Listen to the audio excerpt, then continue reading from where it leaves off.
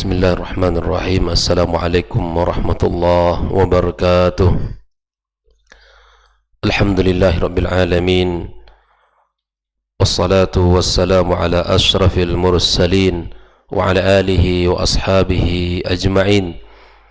Ashhadu an la ilaha illallah wahdahu la syarika lah waliyus salihin wa ashhadu anna Muhammadan abduhu wa rasuluhu as-sadiqul amin. Allahumma bika asbahna wa bika amsayna wa bika nahya wa bika namut wa ilayka an-nusyur. Asbahna ala fitratil Islam wa ala kalimatil ikhlas wa ala dini nabiyyina Muhammadin sallallahu alaihi wasallam wa ala millati abina Ibrahim hanifan musliman wa ma kana minal musyrikin. Amma ba'd, ma'asyiral hadirin wal hadirat minal muslimin wal muslimat wal musyahidin wal musyahidat rahimakumullah. Alhamdulillah, puji dan syukur marilah senantiasa kita ucapkan kepada Allah Subhanahu wa taala atas segala nikmat yang telah Allah berikan kepada kita, di mana subuh yang berkah ini penuh dengan kebaikan ini kita kembali bersama-sama dimudahkan Allah untuk bisa mengawali hari kita dengan kebaikan-kebaikan yang sangat banyak, dengan ibadah-ibadah yang sangat berkualitas. Mudah-mudahan ibadah kita, zikir kita, serta doa-doa kita dan seluruh kebaikan yang kita lakukan di pagi ini diterima Allah Subhanahu wa taala dan dijadikan dalam catatan kebaikan kita di sisinya. Kemudian kita bersalawat kepada Rasulullah sallallahu alaihi wasallam. Allahumma salli wa sallim wa barik ala Muhammad, kepada keluarganya yang mulia serta para sahabat yang telah berjuang bersamanya, yang telah mengorbankan harta dan jiwanya untuk menegakkan agama Allah yang mulia ini, dan kepada seluruh kaum muslimin, kaum muslimat yang senantiasa menapaki sunnah Rasulullah sallallahu alaihi wasallam, berada di atasnya, setia berpegang teguh dengan sunnahnya sampai hari kiamat kelak. Kemudian tak lupa pula kita berdoa kepada Allah untuk kedua orang tua kita yang telah mendidik dan membesarkan kita, yang telah menyayangi kita. Semoga Allah Subhanahu wa taala sayangi mereka sebagaimana mereka telah menyayangi kita. Semoga Allah Subhanahu wa taala ampunkan dosa-dosa mereka, Allah lapangkan kuburan mereka, Allah jadikan tempat yang mulia di sisinya. Untuk para masyayikh, para guru, para penyampai kebaikan untuk kita yang telah mendidik kita, yang telah menunjuk ajari kita, semoga Allah Subhanahu wa taala berikan kepada mereka ampunan serta pahala yang berlipat-lipat di sisinya. Wabil khusus Syekh Abdul Razak Al-Badar, yang mana bukunya kita baca pada pagi ini.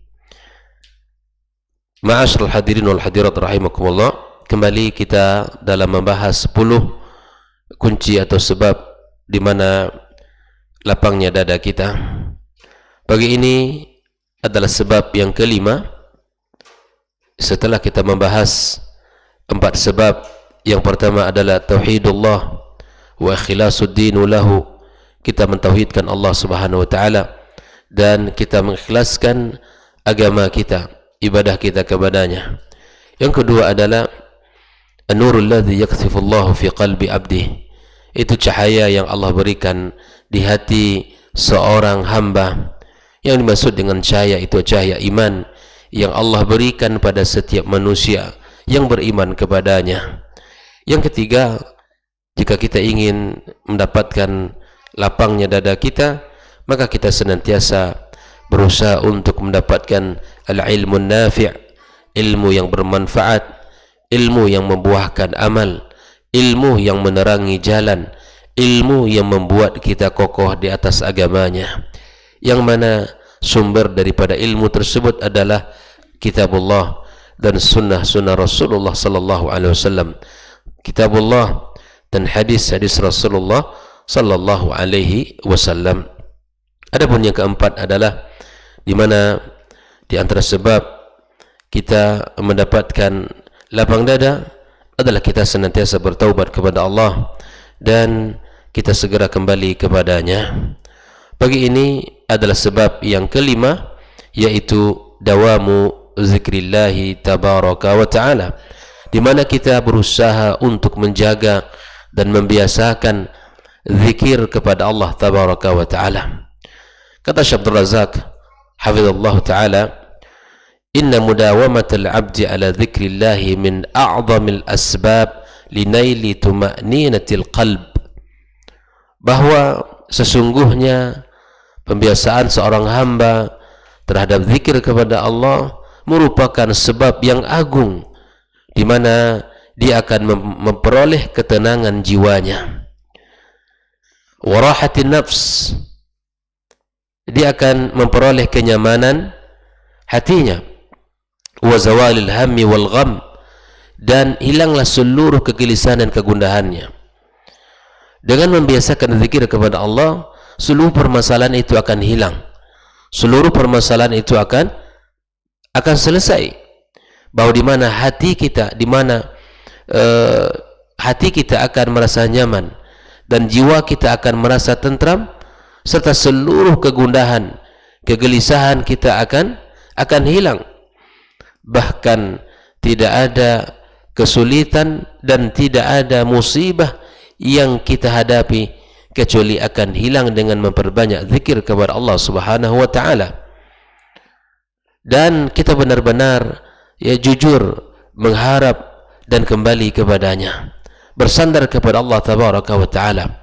Tidak ada yang tidak terselesaikan dalam kehidupan kita, karena Allah tabaraka wa ta'ala mengetahui kondisi kita, dan tidak ada yang tidak ada jalannya, dan tidak ada yang tidak ada solusinya. Namun kita harus, sebagai seorang hamba, harus faham bahwa solusi terhadap masalah kita adalah sejauh mana kita bisa kembali kepada Allah tabaraka wa ta'ala, bisa kita memohon kepadanya, dan bisa kita mengingat serta berzikir kepada Allah tabaraka wa ta'ala. Allah subhanahu wa ta'ala berfirman, alladzina amanu wa tatma'innu qulubuhum bi dzikrillah ala bi dzikrillahi tatma'innul qulub. Adapun orang-orang yang beriman kepada Allah tabaraka wa ta'ala, mereka hati mereka itu tentram dengan berzikir kepada Allah subhanahu wa ta'ala. Ketahuilah bahwa zikir kepada Allah menenteramkan hati, dan ini adalah kunci kebahagiaan, kunci kesuksesan, dan kuncinya lapang dada. Kalau ingin hati kita tentram, kalau ingin hati kita nyaman, kalau ingin jiwa kita nyaman, maka perbanyaklah berzikir kepada Allah subhanahu wa ta'ala. Fayanbaghi lil 'abdi an-nasih li nafsihi ayukthira min dzikrillahi tabaraka wa ta'ala fi ahwalihi kulliha. Setiap orang harus berusaha menjadi penasihat dirinya, bahwa dia harus memperbanyak zikir kepada Allah, bahwa dia butuh kepada zikir tersebut bahkan dalam setiap keadaan dan kondisi. Rasulullah sallallahu alaihi wasallam adalah teladan kita dalam bab ini, di mana Aisyah radhiyallahu taala anha mengatakan, wa kana Rasulullah sallallahu alaihi wasallam yadhkurullaha ala kulli ahwalihi, bahwa bahwa Rasulullah sallallahu alaihi wasallam berzikir kepada Allah dalam setiap keadaan dan kondisi. Kondisi suka, kondisi duka, kondisi senang dan susah, kondisi sulit dan kondisi lapang. Rasulullah SAW tidak pernah terputus di dalam berzikir kepada Allah Subhanahu wa ta'ala. Rasulullah senantiasa mengingatnya. Rasulullah senantiasa lisannya memberikan, mengucapkan kalimat tsana, kalimat tahmid kepada Allah Subhanahu wa ta'ala. Allah tabaraka wa ta'ala berpesan kepada orang-orang beriman agar senantiasa memperbanyak zikir. Qala ta'ala, ya ayyuhalladzina amanu dzkurullaha dzikran katsira. Wahai orang-orang yang beriman, berzikirlah kalian kepada Allah dengan sebanyak-banyaknya. Ingatlah kalian kepada Allah dengan sebanyak-banyaknya. Wasabbihuhu bukratan wa asila. Rasulullah menyuruh kita untuk memperbanyak tasbih di pagi dan di sore hari. Ikhwani kaum muslimin rahimakumullah. Suatu ketika salah seorang sahabat datang kepada Rasul sallallahu alaihi wasallam mengatakan kepada Rasulullah, inna syara'i'al Islam qad kathurat alayya. Ya Rasulullah, sesungguhnya syariat Islam ini sangat banyak, sudah aku pelajari. Fa'ambi'ni minha bi syai'in atasabbathu bihi. Maka kabarilah, ajarilah aku salah satu dari syariat itu yang aku bisa berpegang teguh dengannya. Apa nasihat Rasulullah kepada laki-laki ini? Dari sekian banyak ibadah, dari sekian banyak syariat yang ada dalam Islam ini, maka Nabi sallallahu alaihi wasallam memberikan nasihat kepadanya, la yazalu lisanuka ratban an dzikrillah. Hendaklah lisanmu senantiasa berzikir kepada Allah. Coba bayangkan, dari sekian banyak syariat ibadah kepada Allah, ketaatan, Nabi alaihi salatu wassalam menunjukkan agar menjaga dirinya agar senantiasa berzikir kepada Allah, agar senantiasa lisannya berucap memuja dan muji Allah subhanahu wa ta'ala. Tentu ini menunjukkan keutamaan yang sangat agung di sisi Allah subhanahu wa ta'ala. Maka kalau kita lihat, daripada lawan zikir adalah ghaflah, lawan daripada zikir adalah ghaflah, yaitu lalai. Kelalaian itu, kata Syekh Abdul Razak, zulmatun takunu fil qalb. Kelalaian dari zikir kepada Allah adalah kegelapan di hati, akan mendatangkan kegelapan di hati kita. Wa wahsyatun takunu fis sadr. Akan ada kegelisahan, ketidaknyamanan yang akan dirasakan oleh dirinya. Wa nakdun yakunu fil 'ish. Dan kesulitan di dalam kehidupan. Maka lalai dari zikir kepada Allah akan membuat kegelapan hati dan akan membuat ketidaknyamanan jiwa kita, dan kemudian akan adanya kesulitan di dalam kehidupan kita. Walihada qala Nabi sallallahu alaihi wasallam, mathalul ladzi yadhkuru rabbahu wal ladzi la yadhkuru rabbah mathalul hayy wal mayyit. Nabi alaihi salatu wassalam menggambarkan betapa bedanya antara orang-orang yang berzikir kepada Allah dengan orang yang tidak berzikir kepadanya. Nabi mengumpamakan dengan perumpamaan orang yang berzikir dengan orang yang tidak berzikir seperti orang yang hidup dan yang mati. Orang yang senantiasa berzikir kepada Allah ibarat orang yang hidup. Dia hidup, jiwanya hidup, raganya hidup. Adapun orang-orang yang tidak pernah berzikir kepadanya ibarat orang yang sudah mati, walaupun dia hidup, walaupun dia berjalan, walaupun dia memiliki aktivitas, tapi dia ibarat orang yang sudah mati. Betapa bedanya jauh antara orang yang senantiasa berzikir dengan yang tidak berzikir.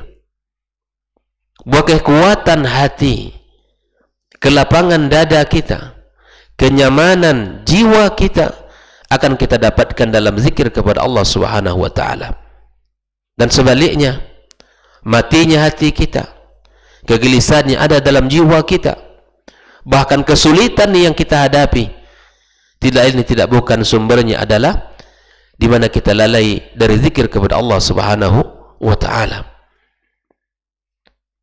Maka di antara faedah zikir yang beliau sebutkan adalah bahwa zikir itu merupakan akan menyejukkan hati dan pandangan orang yang berzikir tersebut. Yang kedua, akan dirasakan rahatul bal, kenyamanan dirinya, dan wa ajrun wafirun mudha'afun liyalqahu yawmal qiyamah. Dia akan mendapatkan pahala yang banyak yang berlipat ganda di hari kiamat kelak.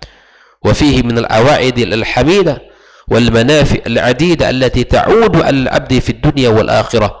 Akan banyak manfaat, faedah yang akan kembali kepadanya yang akan dirasakan oleh seorang hamba di dunia maupun di akhirat kelak. Wa amal ghaflatu fa wahsyatun fis sadr wa istijlabu lil humumi al ghumum.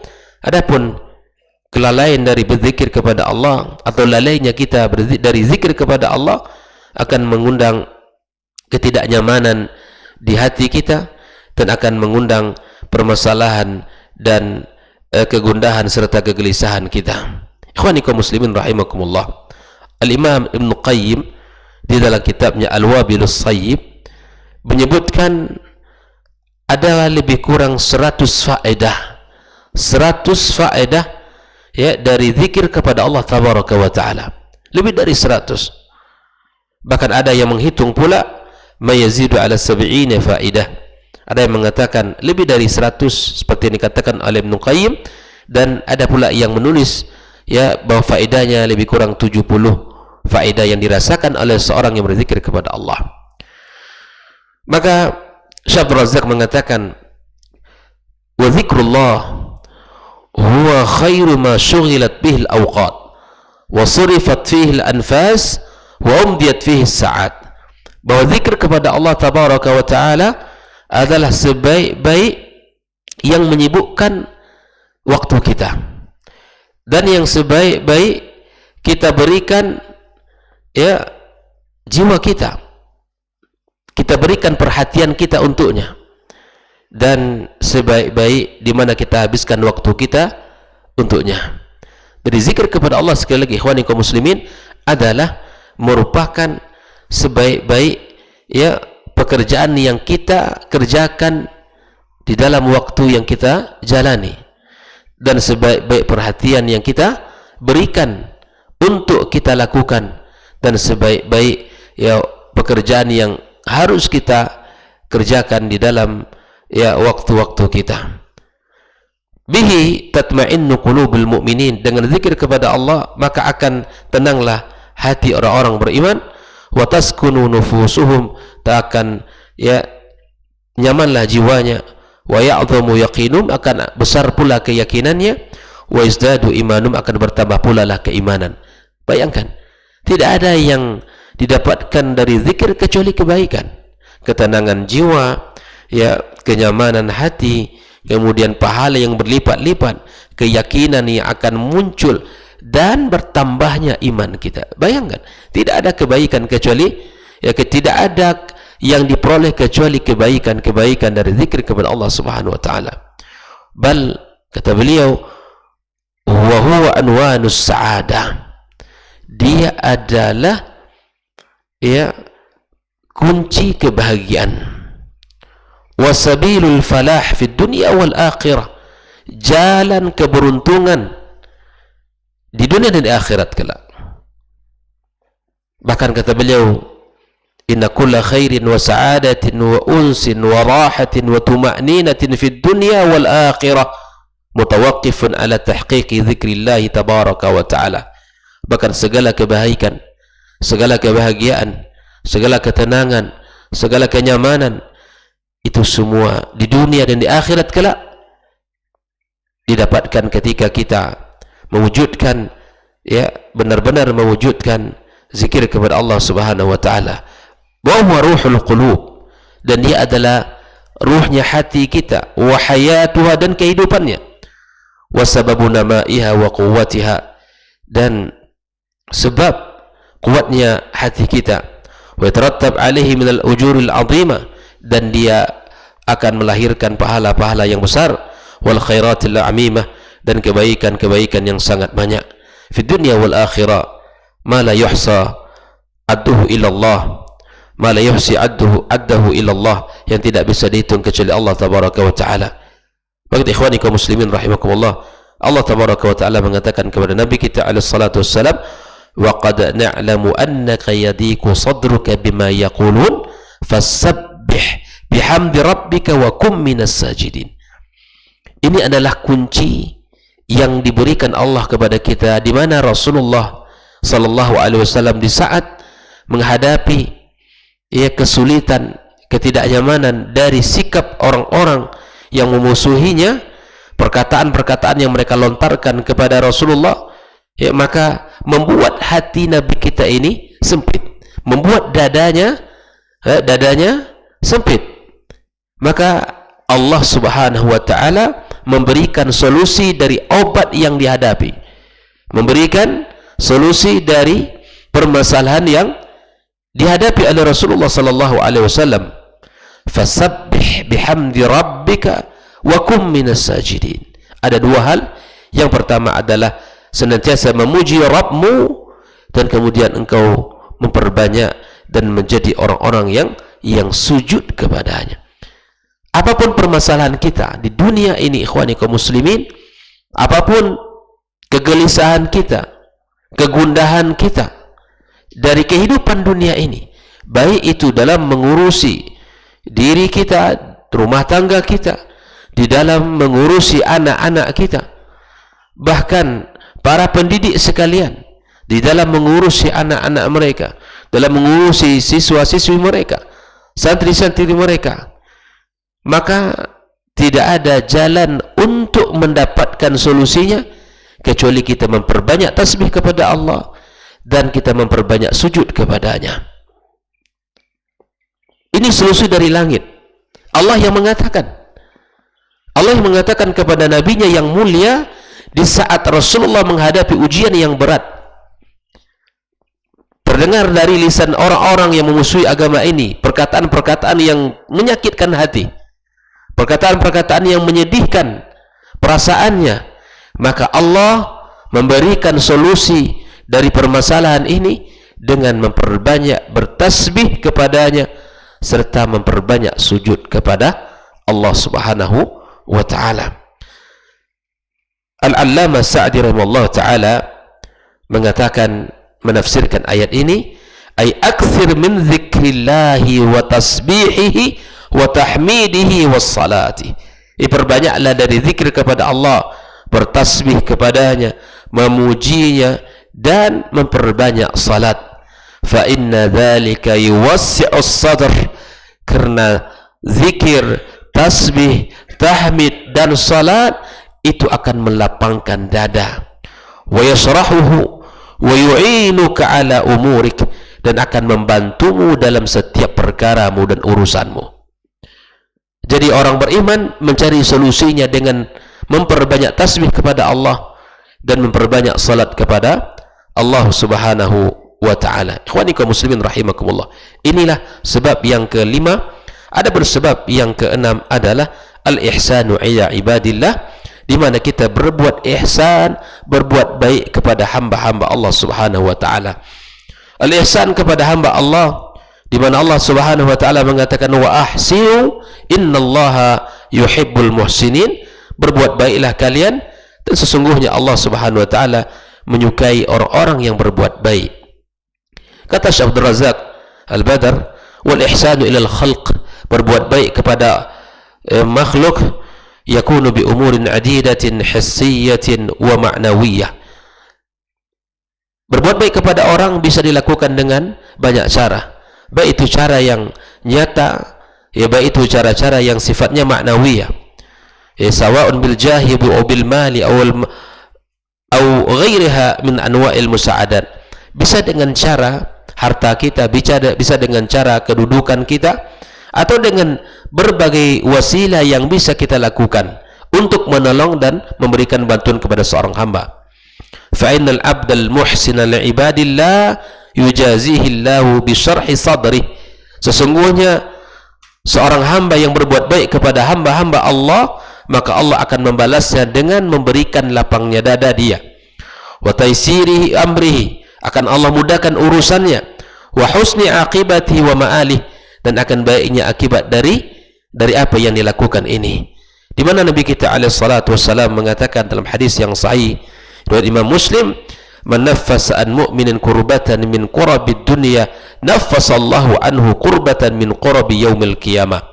Barang siapa yang memberikan kemudahan, solusi terhadap setiap permasalahan seorang mukmin dan permasalahan dunia ini, maka Allah Subhanahu wa ta'ala akan melapangkan pula, ya, urusannya dari urusan di hari kiamat kelak. Bayangkan, man nafasa an mu'min kurbatan, barang siapa seorang mukmin yang melapangkan urusan kesulitan seorang mukmin yang lain di dunia ini, maka Allah akan lapangkan urusannya, akan mudahkan urusannya di akhirat kelak. Kita membantu orang di dunia, Allah balas perkara kesulitan yang kita akan hadapi dengan kemudahan di hari kiamat kelak. Kira-kira mana yang paling berat, kesulitan dunia atau kesulitan akhirat? Kesulitan akhirat jauh lebih dahsyat. Maka orang yang membantu menyelesaikan urusan seseorang di dunia ini, maka akan Allah berikan balasan di hari kiamat kelak, dengan Allah lapangkan pula permasalahannya. Uban yassar ala mu'sirin yassarallahu alaihi fid dunya wal akhirah. Dan barang siapa yang memudahkan urusan orang yang sulit, maka Allah akan mudahkan urusannya di dunia dan di akhirat kelak. Wa man satara musliman satarahu Allahu fid dunya wal akhirah. Barang siapa yang menutupi aib saudaranya seorang muslim, maka Allah pun akan tutupi aibnya di dunia dan di akhirat kelak.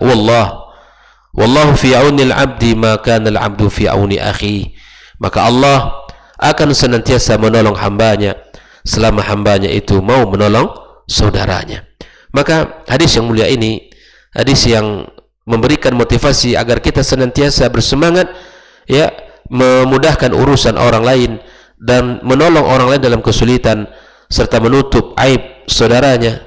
Maka menolong saudaranya, Allah Subhanahu wa taala akan berikan banyak kemudahan di akhirat kelak. Fanaf'un nas wa musa'adatuhum wal wuquf ma'ahum fi hajati min al-asbab al-'azima li syirah sadr. Maka memberikan manfaat kepada orang dan membantu, ya, saudara-saudara kita yang yang ada di sekitar kita, maka itu semua akan menjadikan sebab lapangnya dada kita. Adapun sebaliknya, kata Syekh Abdul Razak, wa amma man kana bakhilan fi ihsani. Adapun orang-orang yang bakhil, yang tidak mau membantu, meringankan beban saudaranya atau memberikan solusi terhadap masalahnya, maka kata beliau, wa amma man kana bakhilan fi ihsani shahihan fi ata'ihi wa ma'rufi fa innahu yakunu min adyaqin nasi sadran. Adapun orang-orang yang bakhil, yang tidak mau membantu saudara-saudaranya, maka dialah orang yang menjadi orang yang paling sempit dadanya. Wa aktsarim hamman wa ghamman, orang yang paling banyak kegelisahan dan kegundahannya. Wa ankadihi ma'isha, orang yang paling sempit hidupnya. Jadi jangan dikira orang yang bakhil itu bahagia, jangan dikira orang yang bakhil itu nyaman. Bahkan di dalam hatinya banyak kegelisahan, jiwanya tidak tenang. Maka kalau kita ingin bahagia, lapang dada, mudahlah kita untuk membantu saudara kita, ringan tangan kita untuk mengeluarkan bantuan kepada saudara kita, dan senantiasa memberikan jalan-jalan kemudahan bagi mereka. Ikhwani kaum muslimin rahimakumullah, Nabi SAW adalah tauladan di dalam bab ini. Manusia yang sangat pemurah, manusia yang sangat karim di dalam kehidupannya. Bahkan tidak ada waktu kecuali dia memberi, dan para sahabat menyaksikan bagaimana orang-orang yang ada di sekitar Rasulullah SAW merasakan bagaimana murahnya Rasulullah SAW, bagaimana pemurahnya Rasulullah SAW, jauh dari sifat bakhil, jauh dari sifat kedekut, yang itu bukanlah sifat yang terpuji dalam kehidupan seorang mukmin. Maka orang-orang yang senantiasa memberikan di jalan kebaikan, dia bertambah kebaikannya kepada orang, maka bertambah pula lah kebahagiaannya, dan bertambah pula lah, ya, rasa kenyamanan hatinya. Adapun sebaliknya, orang-orang yang bakhil dan sakunya, ya, berjahit, tidak keluar dari dirinya kecuali hanya keluh kesah, maka dia menjadi orang-orang yang sempit dadanya. Ikhwani kaum muslimin rahimakumullah, dengan kita berbuat baik kepada saudara kita, dengan kita membantu orang-orang yang membutuhkan di sekitar kita, serta kita menutupi aib saudara kita, dan bahkan memudahkan urusan saudara-saudara kita, itu semua akan membuatkan hati kita lapang, dan membuatkan jiwa kita nyaman dan tentram, dan membuatkan diri kita bahagia di dunia dan di akhirat kelak. Mudah-mudahan dua ilmu yang kita dapatkan pagi ini, dua kunci kebahagiaan yang kita pelajari pagi ini bisa kita amalkan dalam kehidupan kita, di mana kita harus berbanyak zikir kepada Allah Tabaraka wa Ta'ala. Yang kedua, kita harus berbuat baik kepada saudara-saudara kita. Kita bantu mereka dan kita ringankan segala urusan-urusan mereka. Dengan berbuat baik kepada saudara kita, Allah pun akan ingat dan berbuat baik kepada kita. Jangan hanya mudah untuk meminta, tapi kemudian kita juga harus berusaha belajar untuk melakukan kebaikan-kebaikan itu. Wallahu ta'ala alam. Mudah-mudahan dua sebab yang kita pelajari pagi ini mudah-mudahan bisa kita aplikasikan, dan ini adalah buah daripada ilmu. Buah daripada ilmu itu sendiri bisa kita amalkan dalam kehidupan kita. Mari kita fokuskan diri kita agar bisa melakukan dua hal ini. Mari kita jadikan hari-hari kita senantiasa makmur, dihidupi dengan senantiasa berzikir dan senantiasa bisa berbuat baik kepada hamba-hamba Allah Subhanahu wa Ta'ala. Wallahu ta'ala alam bis-shawab. Subhanakallahumma bihamdika asyhadu an la ilaha illa anta astaghfiruka wa atubu ilaik. Wassalamualaikum warahmatullahi wabarakatuh.